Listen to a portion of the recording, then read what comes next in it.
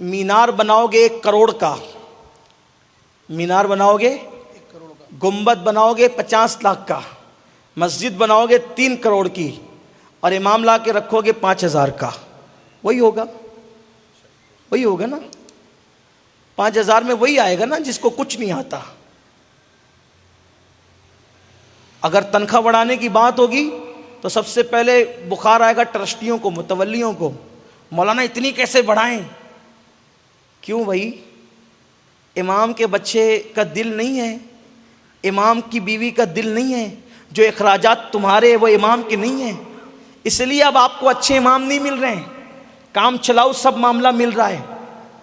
मैं ये नहीं कहता कि सब ऐसे ही हैं, लेकिन अक्सर व बेशतर ये हालात पैदा हो गए।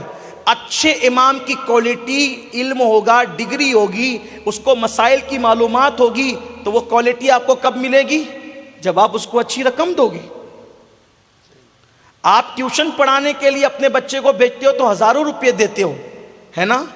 जज को हजारों रुपए की तनख्वाह है, किसी को एतराज नहीं। वकीलों को हजारों रुपए की तनख्वाह है, किसी को एतराज नहीं। बल्कि गेट पर खड़े रहने वाले चपरासी को जितनी तनख्वाह है उतनी तनख्वाह इमामों को भी नहीं है। तो फिर आपको ऐसे ही मिलेंगे जिन्हें वुजू करना भी नहीं आता, खराब करेंगे आपकी नमाजें। एक पढ़ने में पूरी दुनिया की दौलत रखो और एक पढ़ने में 2 रकअत नमाज रखो, है कोई मुकाबला? तो इमाम भी तो पढ़े लिखे रखो, इमाम भी तो मसाइल के जानने वाले रखो, इमाम भी तो इल्म वाले रखो, इमाम भी तो सही कुरान पढ़ने वाले रखो। आप क्या समझते हो इमाम का असर मुक्तदियों पे पड़ता है, मुक्तदियों पर।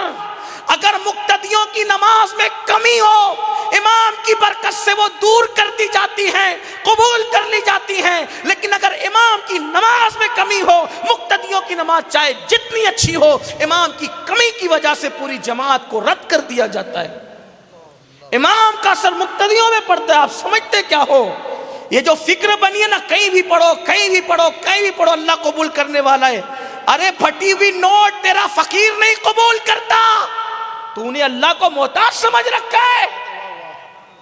अगर तू फटी हुई नोट दे तो एक बूढ़ी खातून जो भिखारन है, जो एक बूढ़ा भिखारी है, बच्चा भिखारी है, कहते तुझे अकल नहीं है, तू ये हमें धोखा दे रहा है, वापस कर देते, मुंह पे फेंक देते, तेरी भीख नहीं चाहिए। तो तेरी ऐबदार नोट को अगर फकीर भिखारी कबूल नहीं करते तो तेरी ऐबदार नमाज को वो कादिर कय्यूम गैरत वाला कैसे कबूल करेगा? तुमने अल्लाह को मोहताज समझा, क्या समझा अल्लाह को? कुरान कहता है वमा क़दरुल्लाह हक़्क़ क़द्री, तुमने अपने अल्लाह का ऐसा एहतराम न किया जैसा एहतराम करने का हक था। आप क्या समझते हो? पहले इमाम मुकर्रर किया जाता था।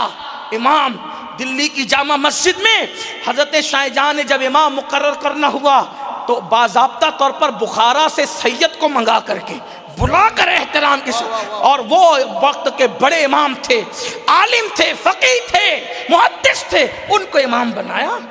यानी जो मुत्तकी होता था, इल्म वाला होता था, जांच कर, देख कर, परख कर रखते थे, क्योंकि इमाम का असर मुक्तदियों में पड़ता है।